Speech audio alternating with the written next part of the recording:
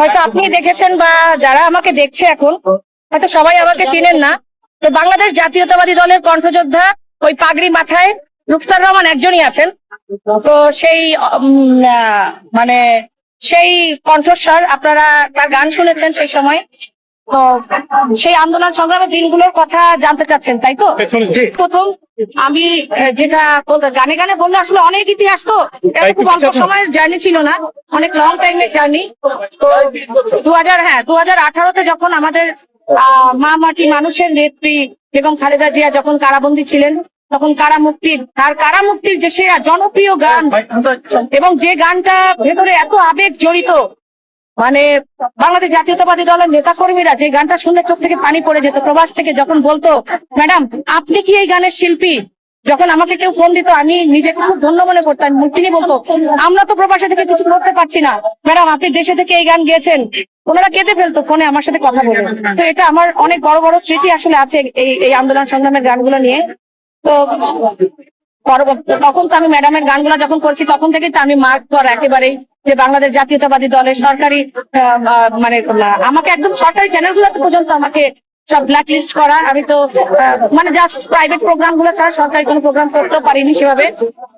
আর পরবর্তীতে গিয়ে আমরা যখন আন্দোলন সংগ্রামে আরেকজন সাক্ষীকে দেখাই 2022 সালের যখন 3রা ডিসেম্বর রাজশাহীর বিভাগীয় গণসমাবেশে যখন গান করেছি, দেশটা তোমার বাপের নাকি, দে দে জেল ভেঙে দে, সেই দেশটা তোমার বাপের নাকি, সর্বপ্রথম যে গায়িকা মূল শিল্পীটা আমি।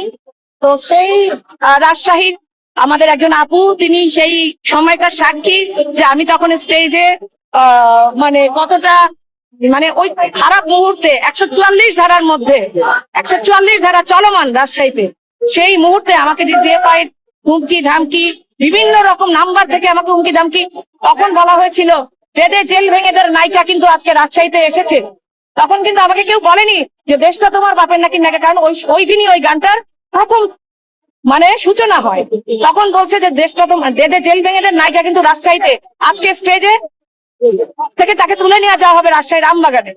তো ওই দিনই আমার সূচনা হয় বেদে জেল ভেঙেদের সঙ্গে, দেশটা তোমার বাপের নাকি, করছো ছলা কলা, কিছু বললেই ধরতে চেপে জনগণের গলা। তো পরবর্তীতে গিয়ে আমি প্রায় 15-16টা ভাষা পরিবর্তন করেছি, আমার অবস্থান পরিবর্তন করেছি, বিভিন্ন ভাবে নির্যাতিত সেই কথাগুলো আর আমি না বলি। এই আনন্দের মুহূর্তে আমি ওই কথাগুলো আমি আসলে আর ভেতর থেকে বলতে গেলে চোখে পানি পড়ে যাবে।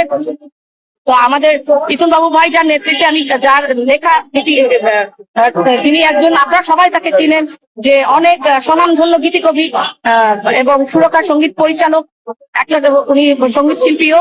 তো তিনি যখন ওই সময়টায় নেতৃত্ব দিয়েছিলেন, আমাদের জাসাসের আহ্বায়ক চিত্রনায়ক হেলাল খানের নেতৃত্বে আমরা সবাই কাজ করেছি। তো উনি যখন আমাদের টিম লিডার ছিলেন আমাদের ভাইয়া, তখন আমরা আসলে টোটাল একটা গ্রুপ মানে ভীষণ সাহসিকতার সাথে আমরা কাজগুলো করার সাহস পেয়েছি। এবং যখন দেখেছি মাঠে এত লাখো লাখো জনতার যে ঢল, এই ঢল দেখে তখন ভিতরে ভয়টা চলে গেছে যে আমার এত ভাইয়েরা আমার সাথে, তাহলে কেন আমি ভয় পাবো। তো তখন আমি সেই দেশটা তোমার বাপে নাকি গানটা করেছি।